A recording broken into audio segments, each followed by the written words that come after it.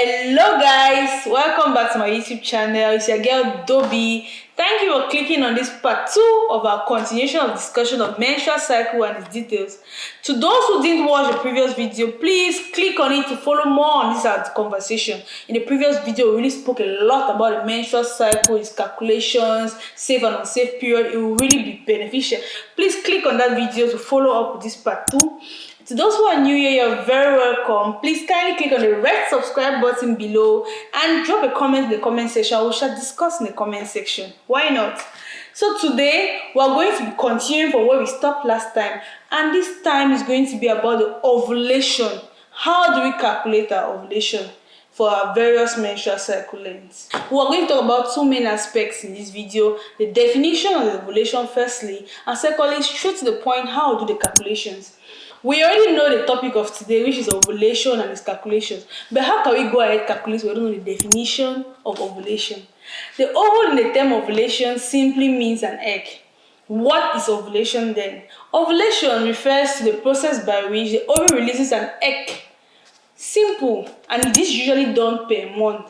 For those who have a 28-day cycle, which is regular, it is quite easy to know the date of ovulation, which occurs on the 14th day of the cycle.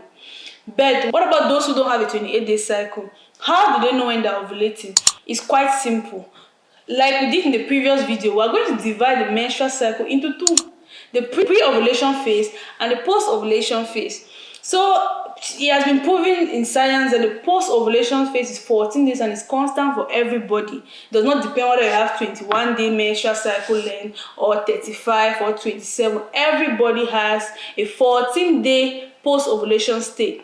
So using this background knowledge, to know your ovulation date, you simply take your menstrual cycle length and subtract from 14, and the result is going to be the probable date of ovulation. For example, if I have a menstrual cycle length of 21 minus 14, my result is going to be 7. It shows on the 7th day of my menstrual cycle, most probably I'll be ovulating. If I have a menstrual cycle length of 30 and I subtract 14, the result is going to be 16. It shows that on the 16th day of my menstrual cycle, I'm probably going to be ovulating. And this usually lasts about 24 to 48 hours when the egg, that's how long the egg can survive. So that's how simple it is to know when we can ovulate. It does not matter if you don't have a 28-day cycle. It's not a life sentence, it's not a curse. It's simple to know the date of your ovulation. So it just entails small subtraction.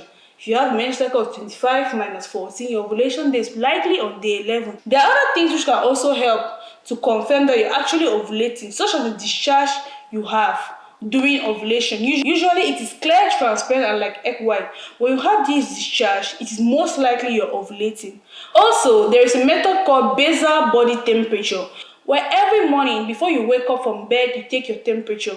Usually during ovulation, the temperature is higher than other days. So if you've subtracted 14 from a menstrual cycle length and you have a certain date, you saw the discharge, which is clear and like egg white, and also your temperature peaks on these days, most likely you're ovulating on this day. There are other methods to determine your ovulation using the ovulation kits, testing the urine, and so on. But we're not going to talk much about that. So today, we're mainly talking about calculating your ovulation from your menstrual cycle length and other evidence to confirm this ovulation date. Just to add, what is really the relevance of knowing your ovulation?